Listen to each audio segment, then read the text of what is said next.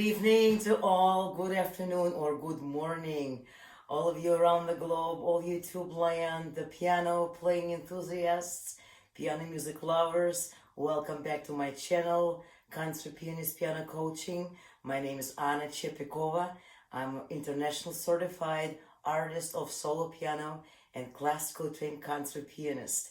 I have prepared and have coached hundreds and hundreds of students of all levels and ages and have prepared them to enroll into music conservatories, universities, or help them to perform their piano for just fun, for their friends and families.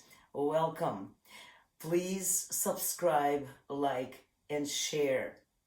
Today's topic is one of the most important nuances and things in music we all need to know about.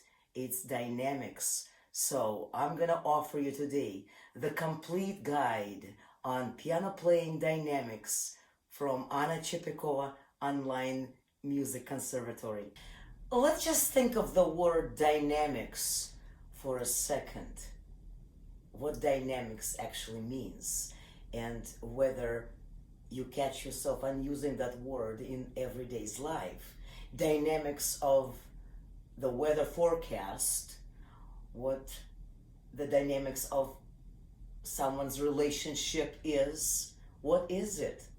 In piano playing, of course, determining and deciding for yourself how, say, loud or how softly or how forcefully or gently we choose to play a certain piece of music can completely change the way that music will sound.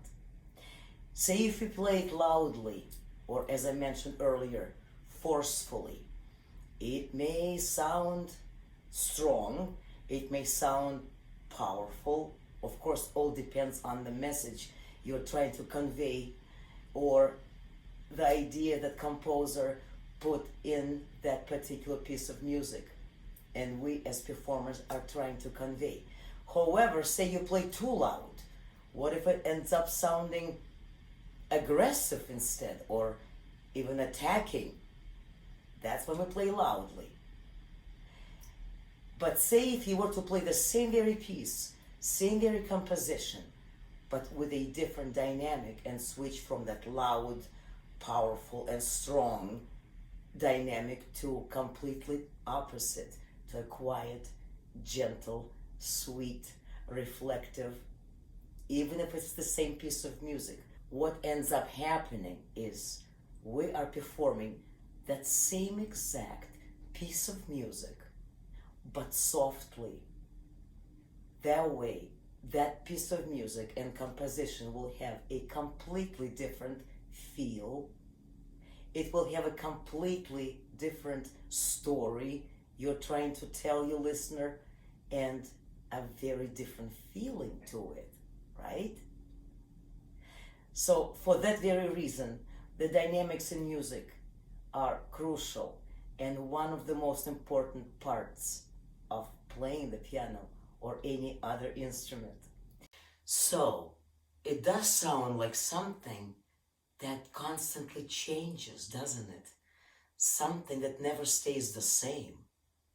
That's exactly what applies to piano playing or any musical instrument playing. So in this video today, I'm going to cover all the different types of musical dynamics and how we as professional pianists use them with, of course, some live demonstrations and examples I will be performing for you. But first, let's figure out what dynamics are in music. The definition of the dynamics. Pretty much, dynamics in music describes the volume that we perform our music in. However, rather than using the words loud or soft or quiet, we use different Italian words, Italian terms, and symbols to describe the volume of the particular piece we're working on. So to make it easier for you guys to understand what dynamics is all about and how to use it properly in piano, I have put them in 3 different categories. Category number 1, it's a dynamic that is specifically written out on the paper in the piece of music by the composer. Category number 2, it's dynamics that are constantly changing. Category number 3 is the expression dynamics that is felt by the individual performer in their own specific and individual way while they're playing a specific piece of music. Now we're going to take a closer look at the differences between those 3 types of dynamics. So, number 1, those written out dynamics, or as some professionals call it, a static dynamics. What does it mean? Those are the exact musical instructions that pretty much are given to us by the composer of that specific piece that tells us to play that particular piece of music at a certain volume that pretty much doesn't change much. So in other words, don't get louder than what's written, don't get quieter than what's written. Play that each note at the same volume as the last note you played. So we use pretty much 2 major Italian terms to describe those written out by the composer, or what some professionals call a static dynamics. Piano, which means soft, or forte, which means loud. And then the variations of those 2 words come into place, such as mezzo piano or mezzo forte, or pianissimo or fortissimo, and so on and so forth. So why don't we start with the word piano? Let's start at looking at piano, not looking at this instrument that we call piano. I'm referring to the dynamic that is called piano, or in musical notation is represented with a little small letter P that you see quite a bit when you learn your music.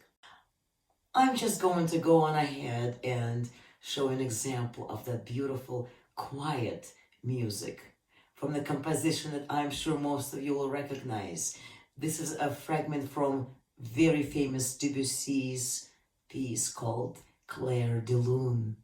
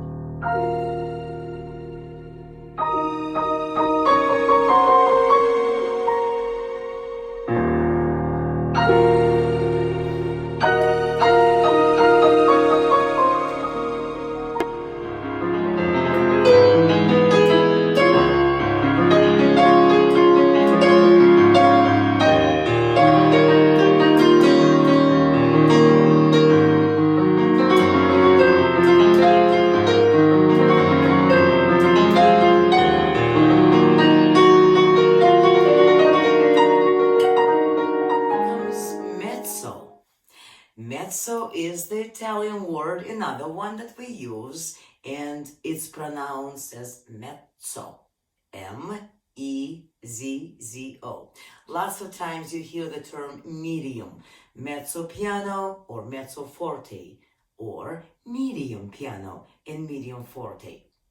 The definition of mezzo is pretty much moderately loud or half loud, moderately soft, medium soft. And the word mezzo, most of the time in music, will be abbreviated to the first letters of each word. Mezzo piano will be indicated as letters M, P, and mezzo forte will be abbreviated in the letters M, F. And then of course come pianissimo and fortissimo.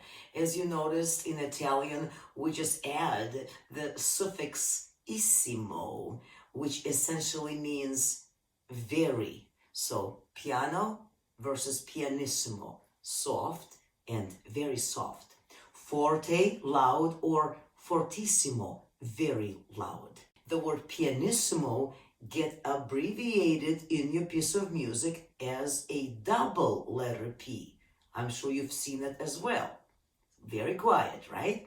And fortissimo will get abbreviated as a double letter F, two Fs, as you can see on your screen right now. And finally, pianistissimo and fortissimo. Is it even possible? Guess what? Very much so. Not as common as pianissimo, double piano, or fortissimo, double forte. Pianissimo and fortissimo. It's what we call three fortes or three pianos plus. So when you hear the full orchestra, when it sounds extremely full, forceful, loud, and strong, and extremely quiet would be probably three letters P. Pianissimo, super quiet. So there are a lot of amazing samples of music to show you how those work. Here's an example. Hope you enjoy it, and if you need, turn your volume a little bit down because it's written very loud, hence it will be performed quite loud. So get ready for the example of fortissimo, three fortes plus, Sergei Rachmaninoff.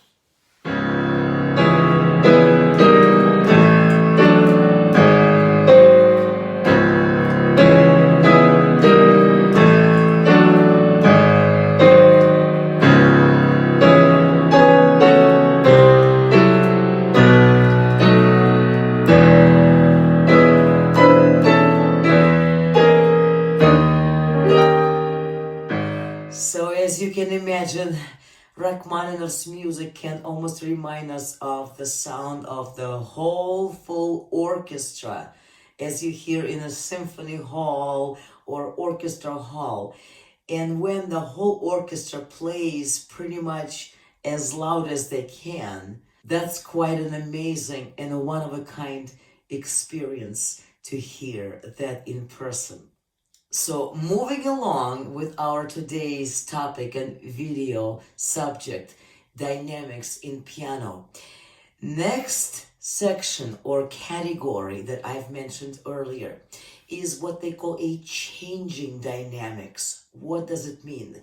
The other type of dynamics that you will see in music, the dynamics is not staying still, it's changing. This is where the music isn't staying at one same volume, but it's gradually or all of a sudden increasing or decreasing in volume. Number one of those changing dynamics is called crescendo. We use, once again, the Italian term or Italian word crescendo. That means gradually get louder. Usually in music that you are using, that you're practicing with, the abbreviation will look as the word crescendo, or if to spell it by letters, C-R-E-S-C. Some people identify that sign as a hairpin sign, like this, a hairpin. Or to make it a little bit more fun for you, I've heard not long ago one of my students that I'm coaching on Zoom currently called it a chicken track sign. So this is just two lines starting together and then gradually getting further apart. That would be considered the increasing of your volume in your dynamics, or in Italian it's called crescendo. The opposite of crescendo is decrescendo, which means to gradually get quieter and softer. Also comes from Italian, from the word decreasing or diminishing. We can also call it diminishing, right? It gets abbreviated to decrescendo or dim, D-I-M, for diminuendo. We can also use a hairpin, as I mentioned earlier, simple, pointing the opposite way. The opposite way from what I just explained earlier about the crescendo. The two lines start apart and they gradually get closer together until they meet. The other word, other than decrescendo, that means exactly the same as decrescendo, is called diminuendo. That means gradually get quieter. Same exact meaning. Diminuendo gets abbreviated in a piece of music as dim, D-I-M. And of course, that category number 3 in dynamics, that is the dynamics that is felt specifically by the individual performer, pianist. Well, thank you all very much for having me to be a part of your piano playing journey, piano learning journey, piano exploring journey. If you feel like you or anyone you know could benefit from one-on-one coaching with me, do contact me via my website, which is www.annachepikovapiano.com. All the information and all the links that you need to know are below this video in the description. Thank you once again so much for subscribing, for liking and sharing. And I look forward to seeing you at my next video or at our private Zoom or Skype or in-person piano lesson. Have a wonderful day, and as usual, make it a musical one. See you next time.